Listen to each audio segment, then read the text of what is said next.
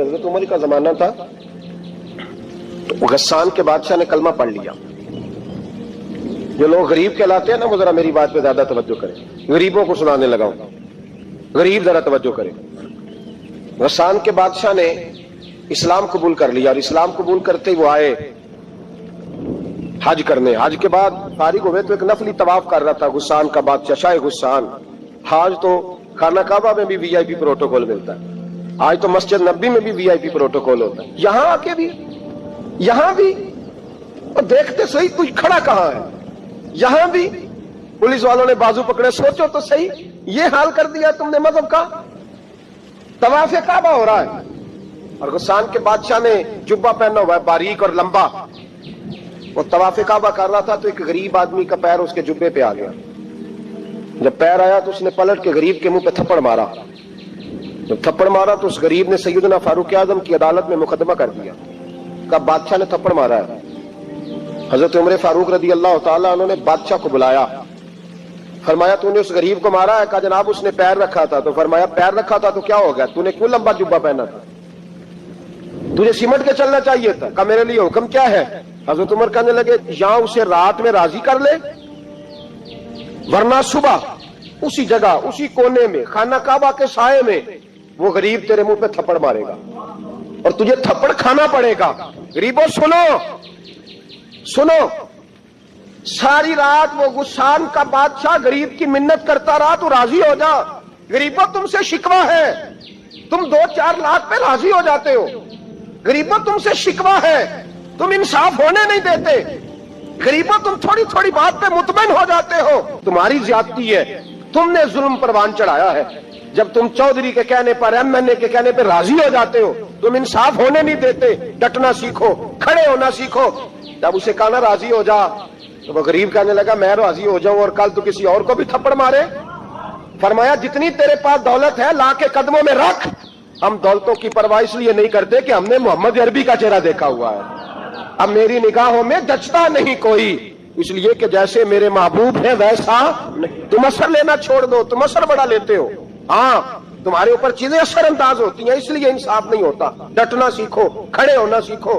جو بھائی ڈٹ جاتا ہے نا وہ بڑے کمال کر جایا کرتا ہے۔ ساری رات مناتا رہا۔ حضرت عمر سے کہنے لگا وہ نہیں مانتا، تو جناب عمر کہنے لگا پھر تیاری کر لیں، ہم بادشاہ نہیں دیکھیں گے، دولت نہیں دیکھیں گے، ہم رسول اللہ کا دین دیکھیں گے، ہم نبی پاک کا نظام دیکھیں گے۔ وہ بادشاہ رات کو دوڑ گیا، بھاگ گیا، جا کے عیسائی ہو گیا۔ لوگوں نے کہا اتنا قیمتی آدمی عمر نے ضائع کر دیا۔ فرمایا چپ کرو، میں نے کوئی چیز ضائع نہیں کی، میں نے تو اپنے رسول کا دین بچا لیا ہے، کوئی شے ضائع نہیں ہوئی۔ عدل جب تک میں پھر کہوں گا، اس عدل کے نقصان میں ہر آدمی برابر کا شریک۔ ہم عدل ہونے نہیں دیتے، ہم عدل قائم نہیں کرتے، ہمارا تقاضا ہی نہیں کہ عدل ہو، ہم اپنے آپ کو عدل کے لیے پیش ہی نہیں کرتے، مزاج ہی نہیں۔ لیکن شرط لیکن نا غریب آدمی ابو ایوب انصاری، ماڑے بندے، اب تو پیر اور مولوی بھی گنجائش نہیں نہ دیتا کسی کو بولنے کی، تو سیاست دان تو اللہ ہی کی پناہ، وہ تو پتہ نہیں کس طرح سوتے ہیں رات کو، اللہ ہی جانتا ہے، پتہ نہیں کس طرح اپنے آپ کو مطمئن کر کے وہ زندگیاں گزار رہے ہیں، خدا ہی بہتر جانتا ہے۔ حضرت عمر فاروق جیسا دلیر اور جرری آدمی جمعہ پڑھانے مسجد میں داخل ہوئے تو جناب ابو ایوب انصاری دروازے پہ کھڑے ہو گئے، کہنے لگے عمر تیرے نوکر نہیں، ٹائم پہ آیا کر، بڑی دیر سے کھڑے ہیں، کیوں دیر سے آیا ہے؟ بڑے جلالی تھے نا حضرت عمر، لیکن وہ جلالی اس وقت تھے جب کوئی ظلم کرتا تھا، اور ذات کے لیے جلالی نہیں تھے۔ کب وقت پہ آیا کر، کو ملازم نہیں تیرے؟ تو سیدنا فاروق اعظم منبر پہ چڑھے اور فرمانے لگے اللہ ابو ایوب انصاری کا بھلا کرے، جب تک اس طرح کے لوگ موجود ہیں کوئی بادشاہ بگڑے گا نہیں، اللہ اس کا بھلا کرے، اس نے میری توجہ صحیح۔ اور پھر عمر رو پڑے، رو کے فرمانے لگے مسلمانوں معاف کر دو، غلطی کوئی نہیں، میرے پاس کرتا ایک ہی ہے، اور عبداللہ کی ماں نے وہ دھو کے خشک ہونے کو ڈال دیا تھا، غریب ہوں، کرتا دوسرا کوئی نہیں، تو وہ ذرا نا خشک ہونے میں آ کے دیکھ لو، ابھی بھی گیلا ہے، مجھے معاف کر دو، میری غلطی نہیں ہے۔ صحابہ درد کے ساتھ رونے لگے اور کہنے لگے اللہ اس طرح کے حکمران ہمیشہ عطا کرتا رہے۔ میرے بھائی تو انصاف کا رنگ تو دے، ان تقاضوں کو سمجھنا۔ یہاں کسی کی جرت ہے بول سکے، طاقت ہے کسی کی، لیکن انہوں نے اپنے آپ کو پیش کیا، سامنے پیش کیا اپنے آپ لوگوں کے سامنے۔ 2 माले गनीमत की चादरें बांट रही हैं, सबको एक एक मिली है। फारूक आजम जुमा पढ़ाने आए तो उसी चादर का कुर्ता, उसी की तामत, लोग खड़े हो गए, उमर बता तूने दो क्यों ली? ये इंसाफ है? ये अदल है? क्यों ली दो? हजरत उमर कहने लगे मेरा बेटा जवाब देगा। अब्दुल्ला बिन उमर बोले, कहने लगे अब्बा जी के कपड़े बड़े पुराने हो गए थे, मैंने अपने हिस्से की भी अपने अब्बा जी को दे दी है। देखे ना, ये इंसाफ मेरे नबी पाक ने किया है, सहाबा ने सीखा है। मैं और आप तैयार नहीं, हम तैयार नहीं इंसाफ के लिए, हमारा मिजाज नहीं इंसाफ का। हमें खुद बहुत सारा आगे पेश होकर रंग दिखाना पड़ेगा, उसके लिए हमारी तैयारी नहीं। इसलिए हम हुक्मरानों को गाली देके चुप कर जाते हैं, इसलिए हम वकीलों के कहते हैं बिकते बड़ा है, जज बिकते, ये बातें करके हम खामोश हैं। हम पेश नहीं कर पा रहे, अभी तक हम अपने आप को खड़ा नहीं कर पा रहे कि हमसे मुतालबा करो इंसाफ का, खड़ा नहीं। हजरत अली और मुर्तजा एक जर्री इंसान थे, और वो अली थे जिन पर इंसानियत रश्क करती है, और मौला अली वो हस्ती थे कि मेरे मुस्तफा करीम सल्लल्लाहु ताला अलैहि वसल्लम ने फरमाया इसके दीदार को तो फरिश्ते भी आया करते हैं ना, बड़ा आदमी। और फिर अमीरुल मोमिनीन खलीफतुल मुस्लिमीन हजरत अली, खुद मौला अली ने हजरत काजी शुरै को काजी बनाया, चीफ जस्टिस बनाया, अपने हाथों से तैनाती की। हजरत मौला अली रदी अल्लाह ताला अन्हु की जिरा गुम हो गई, काफी देर गुजर गई तो एक यहूदी के पास वो जिरा आपको नजर आई। हजरत अली ने डायरेक्ट उससे छीन नहीं लिया, हालांकि अमीरुल मोमिनीन थे। हमारे यहाँ डंडा भी बड़ा चलता है ना, जो ताकतवर होता है वो तो थाने जाता ही नहीं, उसको जरूरत नहीं, उसने तो बंदे रखे हुए हैं, उसको तो पता है काम कैसे लेना है। लेकिन हजरत अली ने आईनी रास्ता इख्तियार किया, कानूनी रास्ता। काजी साहब की अदालत में मुकदमा किया कि फला यहूदी के पास मेरी जिरा है और वो चोरी हो गई थी, गिर गई थी, गुम गई थी, मुझे दिलाई जाए। काजी साहब ने बुला लिया यहूदी को, अमीरुल मोमिनीन भी कटहरे में। काजी साहब कहने लगे उस शेख की जिरा तेरी है? उसने कहा जी मेरे पास है तो मेरी है। काजी साहब कहने लगे हजरत अली से गवाह आपको देने पड़ेंगे क्योंकि मुकदमा आपने किया है, अगरचे वो अमीरुल मोमिनीन है। समझ है भाइयों की, समझ आ रही है बातों की? गवाह अमीरुल मोमिनीन आपने देने हैं क्योंकि मुकदमा आपने दायर किया। तो हजरत अली कहने लगे मेरा बेटा हसन गवाही देगा कि मेरी है, और मेरा गुलाम कंबर गवाही देगा। काजी साहब कहने लगे हुजूर इनकी गवाही दुरुस्त तो है पर मैं नहीं तस्लीम करता, इसलिए कि बेटे तो बाप के हक में बोलना ही करते हैं, नौकर तो आकाओं के हक में बोलते ही हैं, जाए कोई गैर जानबदार बंदा लेके आए जो गवाही दे।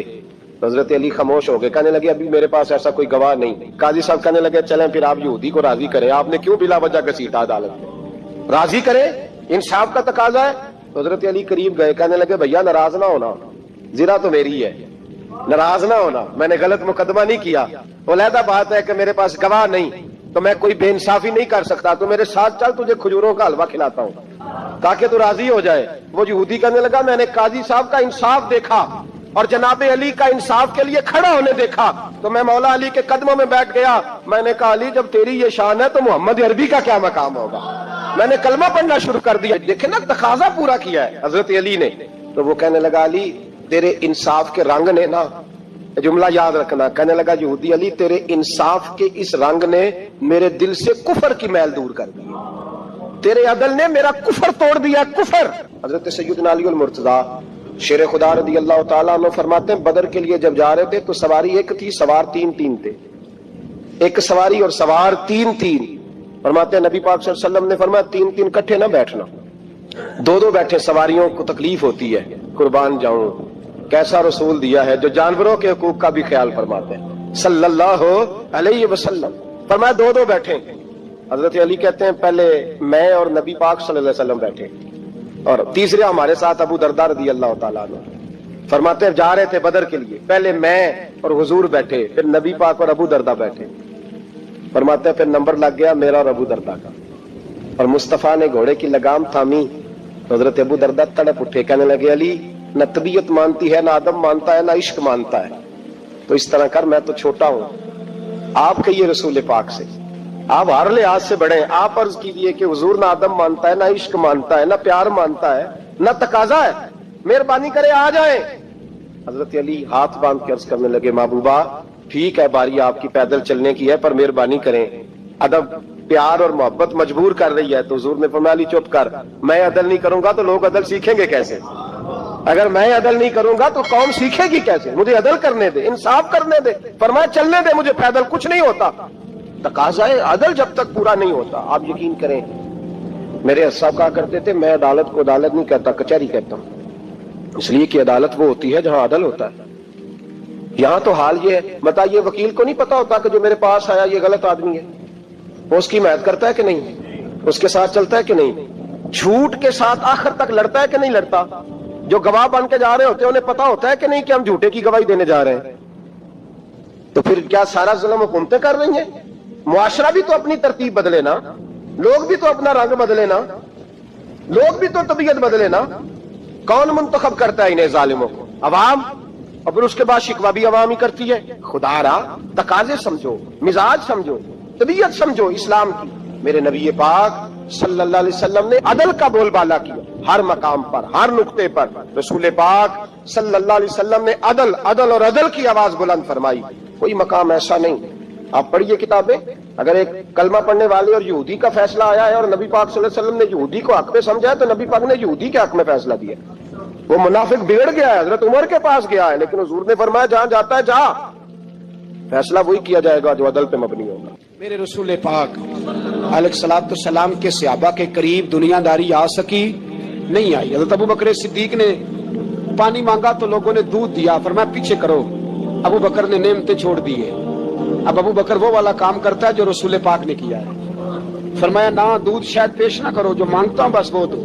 حضرت ابو بکر صدیق نے بڑے مالدار تھے، حضرت عمر فاروق رضی اللہ تعالیٰ عنہ کے پاس صحابہ کرام جمع ہو کے آئے، کون سا ایسا شخص ہے جس کی تنخواہ میں اضافہ ہو جائے؟ تو لوگ کہتے ہیں نہیں نہیں مجھے نہیں چاہیے، پر ہم نے وہ لوگ دیکھے ہیں، حاجی صادق صاحب کو مسجد والوں نے کہا 1000 روپیہ تنخواہ بڑھانی ہے، تو حاجی صاحب کہنے لگے میرا بڑا سونا گزارا ہوتا ہے، مینوں نہیں بڑے نے۔ حضرت سیدنا عمر فاروق رضی اللہ عنہ صحابہ اکٹھے ہو کے گئے، کہنے لگے عمر حضور کے زمانے میں بظاہر غربت رہی، جناب صدیق اکبر کے زمانے میں غربت، اب تو بڑی ریل پیل ہے، بحرین سے لاکھوں کا مال آتا ہے، آپ کو بڑے بڑے سفیر ملنے آتے ہیں، پر آپ وہی پرانا کرتا اور وہی تامت جو کئی جگہ سے سی آپ نے کئی جگہ سے پھٹی۔ اور حضرت عمر ایک دن عید کی نماز پڑھانے گئے تھے تو ننگے پیر ہی چلے گئے، لوگوں نے کہا جوتا، فرمایا ٹوٹ گیا تھا یار، پہننے کے قابل نہیں تھا، فرمایا ننگے پیر آ گئے اور لوگ کیا کہیں گے، فرمایا چھوڑو، عمر کے پاؤں ننگے ہیں لیکن عمر کے کردار میں تو کوئی شک نہیں نا، پیر ہی ننگے ہیں نا، کیا ہوا، چھوڑو اس بات کو، کوئی پیار نہیں دنیا داری سے، دولت سے، کوئی چکر ہی نہیں۔ حضرت سیدنا عمر فاروق رضی اللہ تعالیٰ عنہ کو صحابہ نے اکٹھے ہو کے کہا، یہ ہے امت کے بیدار ہونے کے طریقے جو عرض کر رہا ہوں۔ کہا جناب آپ اب بڑا مال غنیمت ہے اور جس طرح ہر صحابی کا حصہ ہے آپ کا بھی حصہ ہے، تو ایک نیا کرتا ہی ڈال لیں آپ خرید کے۔ اب جب مشورہ ہو گیا صحابہ میں تو کہنے لگے عمر سے بات کون کرے گا، نیا کرتا پہننے کی عمر سے بات کس کو برا لگتا ہے جی، نیا کرتا کون بات کرے گا۔ حضرت سیدنا علی المرتضیٰ کا انتخاب ہوا، کہنے لگے مولا علی کی بڑی عزت کرتے ہیں، ان سے بڑا پیار کرتے ہیں، ان سے بات کرتے۔ تو حضرت علی کو بلایا گیا، عرض کی حضور مہربانی فرمائیں، حضرت عمر سے کہے نئے کرتے کے لیے، آپ فرمانے لگے عمر میری بڑی قدر کرتا ہے، بڑی بات سنتا ہے، پر یہ والا کام نہیں میں عمر سے کہہ سکتا، یہ کسی اور سے کہو۔ تو کہنے لگے آپ رہنمائی کر دیں کس کو کہیں، تو جناب علی المرتضیٰ فرمانے لگے اگر حضرت عائشہ صدیقہ سے کہو گے تو عمر فوراً مان جائے گا، وہ مومنوں کی ماں ہیں۔